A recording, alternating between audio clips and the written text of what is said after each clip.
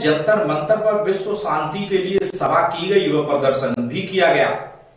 दिल्ली में राष्ट्रीय सैनिक संस्था की दिल्ली इकाई के द्वारा एक शांति सभा आयोजित की गई और संयुक्त राष्ट्र के महासचिव को एक ज्ञापन भेजा है। राष्ट्रीय सैनिक संस्था के राष्ट्रीय अध्यक्ष वीर चक्र प्राप्त कर्नल तेजपाल त्यागी ने कहा कि रूस यूक्रेन युद्ध कब खत्म होगा। यदि अमेरिका ने यूक्रेन को हथियार न दिए होते तो अभी हाल में अमेरिका ने अपने रक्षा मंत्री और विदेश मंत्री को यूक्रेन भेजा, इसलिए नहीं कि युद्ध को रुकवाया जाए बल्कि नए हथियार देने का भरोसा देकर यह सुनिश्चित करने के लिए कहीं यूक्रेन के राष्ट्रीय नेता सरेंडर न कर दें। अगर युद्ध खत्म हो गया होता तो अमेरिका के हथियारों की बिक्री कम हो जाएगी। आश्चर्य तब होता है जब संयुक्त राष्ट्र के महासचिव गुटरेस कीव में आते हैं और उनके होटल के पास रूस मिसाइल दाग देता है और संयुक्त राष्ट्र चुपचाप रहता है। संयुक्त राष्ट्र पूरी तरह से दांत विहीन और निष्क्रिय हो चुका है। अंतर्राष्ट्रीय ब्रिक्स फोरम की अध्यक्षा श्रीमती पूर्णिमा आनंद ब्रिक्स ने देशों द्वारा नई परिस्थिति में ब्रिक्स देशों के साझा सहयोग को महत्व को बताते हुए कहा कि सच है कि अमेरिका और नाटो के देश यूक्रेन की कोई सहायता नहीं कर रहे हैं और उसको तबाह होते देखना चाहते हैं। वेद प्रकाश, दिल्ली समाचार 24। उनके लिए क्या संदेश और क्या करना चाहिए? हम युवा वर्ग को यही कहना चाहते हैं कि वो शांति की स्थापना के लिए मैं बोलना चाहता हूँ युवा वर्ग को हम कहना चाहते हैं, एक बात सुनिए गौर से सारे लोग।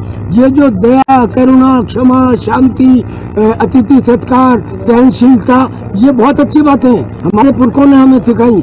अगर ये व्यक्तिगत चरित्र का हिस्सा है, इन्हें परिवार और समाज में इस्तेमाल किया जा सकता है। जब राष्ट्र की सुरक्षा का सवाल हो तब व्यक्तिगत चरित्र नहीं, राष्ट्रीय चरित्र की आवश्यकता होती है। और राष्ट्रीय चरित्र में कैमोफ्लेज, कंसीलमेंट, डिसेप्शन, षड्यंत्र, युक्ति, वो चीजें कि स्ट्रॉन्ग कहीं पे हो दिखाओ कि हम कमजोर हैं वहाँ पे, और जहाँ कमजोर हो वो दिखाओ कि स्ट्रॉन्ग हो। This is called tactics. तो हमें अपने युवाओं को बताना है कि व्यक्तिगत चरित्र भी डेवलप करें और राष्ट्रीय चरित्र भी डेवलप करें। अगर युवाओं में राष्ट्रीय चरित्र रहा होता तो यहाँ पे मोहम्मद गौरी या अंग्रेज नहीं आए होते।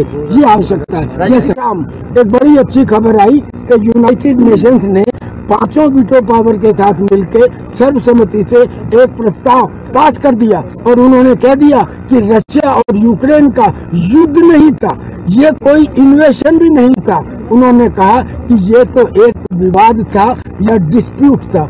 डिस्प्यूट करने से अब मैं समझता हूँ कि यूक्रेन के प्रेसिडेंट जेलेंस्की के टाके ढीले हो गए होंगे और सिचुएशन है कि बहुत जल्दी एक शांति का प्रस्ताव आगे आ जाए। जय हिंद। हाँ जी, दिन प्रतिदिन जहाँ पर हथियारों की संख्या बढ़ रही है, तनावपूर्ण जो है वातावरण बन रहा है, दिन प्रतिदिन युद्ध हो रहे हैं, ऐसे में वैश्विक शांति किस प्रकार से संभव है?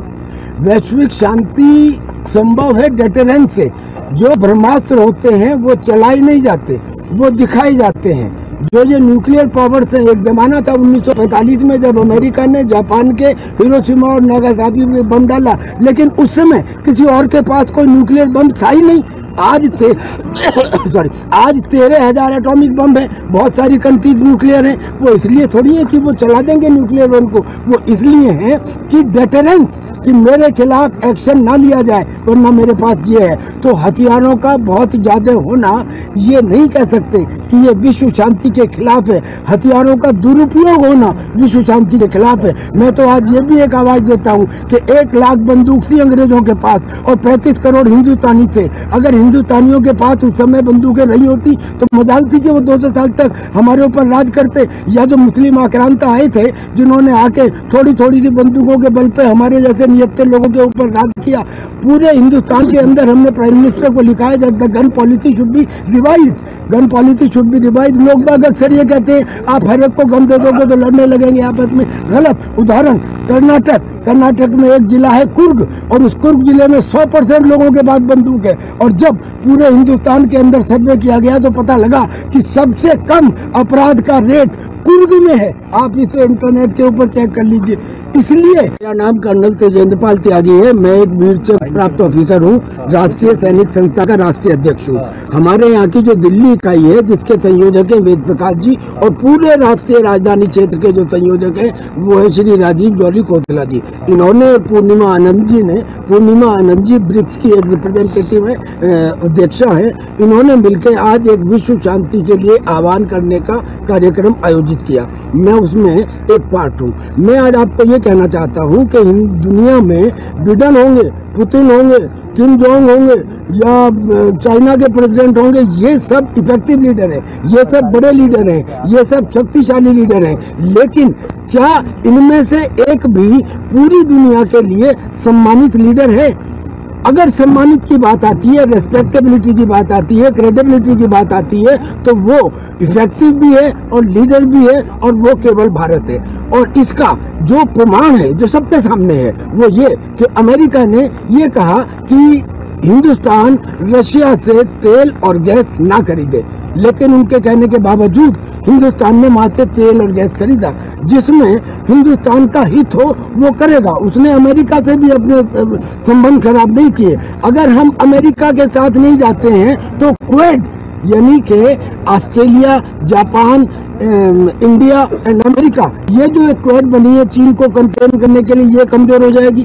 और अगर हम रशिया के साथ नहीं जाते हैं तो हमारा military to military cooperation agreement 2030 तक जो रशिया के साथ है, जिसमें हमको टेक्नोलॉजी ट्रांसफर होती है, जिससे हम आत्मनिर्भर बन रहे हैं, वो कमजोर हो जाएगा। लिहाजा हमने न्यूट्रल स्टैंड रखा। अमेरिका के लाख दबाव के बाद रशिया ने हमसे कहा कि अब ये युद्ध चल रहा है, मैं जो तुम्हें 3% तेल देता था, मैं इससे ज्यादा दूंगा। कन्हैया साहब, मांग क्या कर रहे हैं आप? क्या मांग सर, एक सेकंड, और मैं वो 30% कम रेट पे दूंगा। और जिन जहाजों को मैं वो तेल भेजूंगा, वो जहाज ब्लैक सागर से आएंगे, और ब्लैक सागर में युद्ध चल रहा है, उनकी सिक्योरिटी की जिम्मेदारी रशिया ने कहा कि मैं खुद लूंगा, और जो उनका इंश्योरेंस क्लेम है वो भी मैं दूंगा। और उसके बाद में जब हिसाब लगाया तो पता लगा कि करीब 10,000 करोड़ रुपए का प्रतिदिन हिंदुस्तान को फायदा होगा। तो इसलिए हमने रशिया से वो डील खत्म नहीं की और हम उससे कर रहे हैं। हमारा आज का उद्देश्य ये है कि ये जो युद्ध चल रहा है ये जल्दी से जल्दी खत्म होना चाहिए।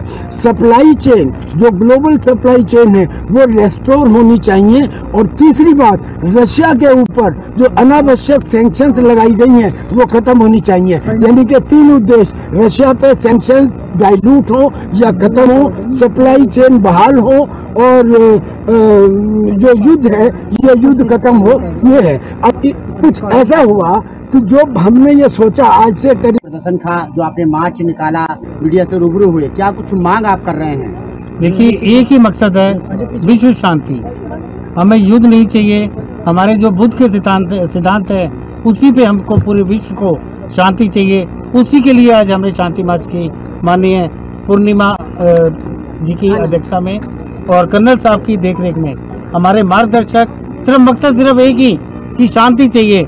अगर आज 2 महीने युद्ध को चलते हुए हो गए, आज नहीं तो 4 दिन बाद, 10 दिन बाद, 15 दिन बाद शांत तो होगा, मगर ये 2 महीने का समय क्यों?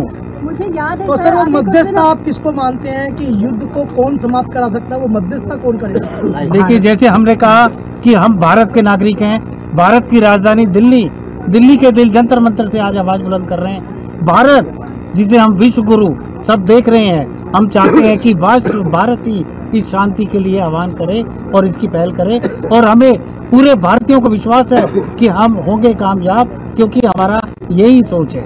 जिस प्रकार से जो घातक हथियारों का निर्माण हो रहा है दिन प्रतिदिन, आपको नहीं लगता कि राष्ट्रीय सैनिक संस्था को इसके खिलाफ जो है आगे आना चाहिए? इस प्रकार के हथियार बने ही नहीं जिससे मानव की जनसंख्या कम। देखिए, हम आज इस मंच के माध्यम से कंप्लीट डिसआर्मामेंट के बारे में यहाँ से यूनाइटेड नेशन को मैसेज दे रहे हैं, क्योंकि जहाँ हथियार, जैसा कि अभी त्यागी जी ने कहा कि हथियार युद्ध के लिए नहीं है, वो एक शांति बनाए रखने की भी व्यवस्था है, लेकिन हथियार का दुरुपयोग हमेशा गलत है, जैसा कि अभी यूक्रेन में किया जा रहा है। यूनाइटेड नेशन ने और यूएस गवर्नमेंट ने $33 बिलियन के हथियार यूक्रेन को देने की व्यवस्था अभी की है। इससे क्या होगा? इससे तो अशांति फैलेगी। यूक्रेन में वो हथियार जाएंगे, वो मे बी रशिया के विरुद्ध में यूज़ किए जाएंगे, लेकिन रशिया भी तो फिर $33 बिलियन के हथियार यूज़ करेगा। तो मतलब ये है कि $100 बिलियन के हथियार उस भूमि पे यूज़ हो जाएंगे, और उस पे मरेगा कौन? आम नागरिक। जहाँ पर मैम पूरे विश्व में हर लोगों को लगता है कि मुझे टॉप पर आना है, ऐसे में शांति संभव है? सबको आगे बढ़ने की होड़ लगी हुई है।